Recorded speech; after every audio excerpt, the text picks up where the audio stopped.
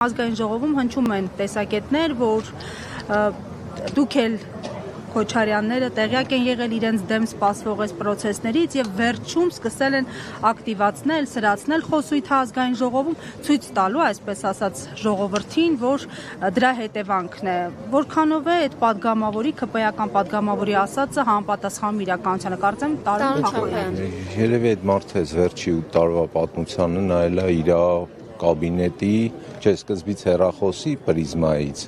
որ քննադատում էր Նիկոլ Փաշինյանին, հետո կաբինետի պրիզմայից 18 թվականից սկսած երբեք մեր խոսույթը չի թուլացել, 18 թվականից սկսած ամեն օր սա եղել է սպասելի ու վառապացության է, Ռոբերտ Քոչյանը 4-րդ անգամ ազատազրկվում է 18 թվականից սկսած։ Եվ պարոն Միկոյան, նկատել եք հավանաբար ադրբեջանական լրատվամիջոցների սոցցանցային հարթակում տարբեր խմբերում ադրբեջանցի փորձագետների ցնծությունը տեղի ունեցողի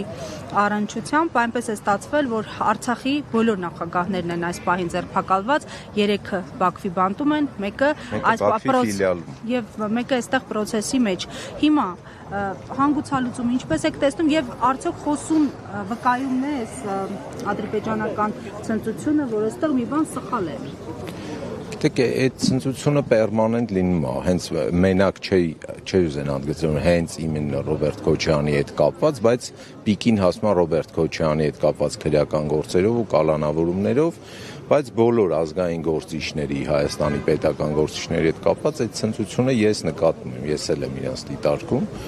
Սրա միակ ձևը պայքարն է, անխոնջ պայքար է։ Ես հասկանում եմ շատ մարդիկ ինչ-որ ապաթիական ընտրություններից հետո հոգնածություն կա, դա լինում է, հասարակությունը ինքն էլ ինչ-որ սպիրալաձև զարգացում ունի, բայց պայքարի դադարեցումը դա մահ է։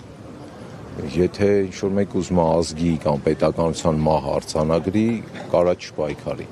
ուրիշ շանս չկա, ուրիշ լուծում չկա։ Պարոն Միկոյան, փաստաբան Արամ Օրբելյանը քիչ առաջ նշեց, որ 2 ժամ ժամանակ է տրվել գործի նյութերին ծանոթանալու համար, որ մեկնարկի դատական նիստը։ Այսինքն այս հափշտապությունը ինչով է պայմանավորված, ինչ ակնկալիք ունեք։ Այս նիստի հետ կապված իրավական որևէ բանի չեմ ցանկանա արձագանքեմ, որովհետև իրավական բան այստեղ չեմ տեսնում։ Այն օրվա չէ, մենք բոլորս ֆիքսվել ենք այն օրվա իր ելույթի հետ, մեր մարդամեկի ելույթի վրա, բայց դա միշտ է պերմանենտ եկավ, այդ օրը հասավ ապոգեին, այդ արդեն ուղիղ ցուցումները։ Առաջ որ հեռախոսով փսփսալով թաքուն էր ցուցում տալիս, հիշում ենք 18 թվականը,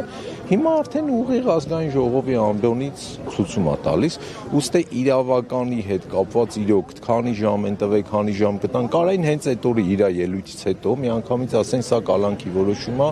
ու կալանավորում ենք, էլի։ Ինձ պարզապես այսօրվա դատավորը, վաղվա, մյուս օրվա, նախորդ օրերի որ մարդկանց իրացությունով կալանավորելա,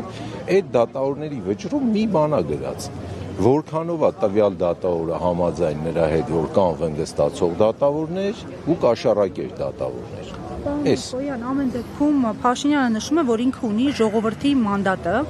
ասում է ինձ ձայն են տվել նաև սրա համար, որ պետք է վերցնեմ, ունեզրկեմ, վերադարձնեմ ժողովրդին։ Մեր օրերի Ռոբին Հուդը տարի շարունակ գիտենք, որ Փաշինյանը դրանով է զբաղված։ Դուք չեք հավատում իր արդարամտությանը։ Փաշինյան ու արդարամտություն բառերը ինձ թվում է տարբեր գալակտիկաներից են, դրա համար չեմ ուզում այդ երկու բառը իրար կողտնեմ, էլի, այլ նախադասության մեջ։ Այդ Ռոբին Հուդությունն էլ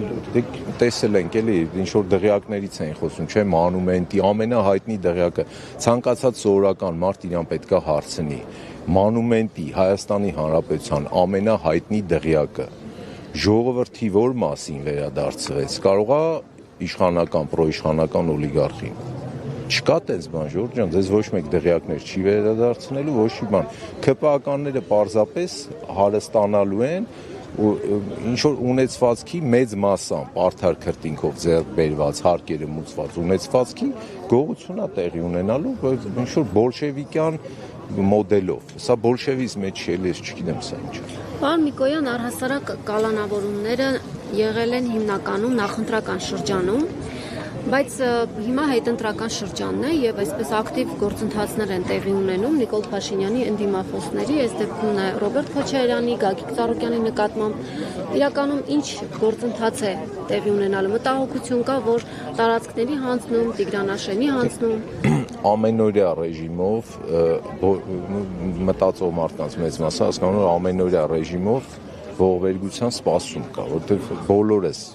բոլորը արտանում են, առաջինը հեռախոսը նայում են, կանչ որ մի բան լրատվամիջոցից օգտվում են, տեսնեն այսօր ինչ արհավիրք կա տեղի ունեցել կամ տեղի ունենալու։ Դուք պերմանենտ մենք պետքա սպասենք շատ վատ բաների, որտեվ երկրի ղեկին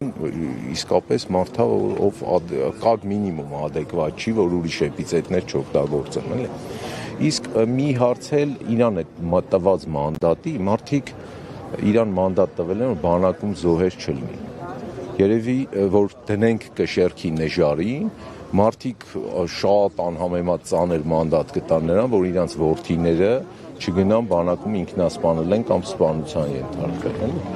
Ավելի ծանր մանդատ է դա։ Թող այդ ծանր մանդատներից սկսեն։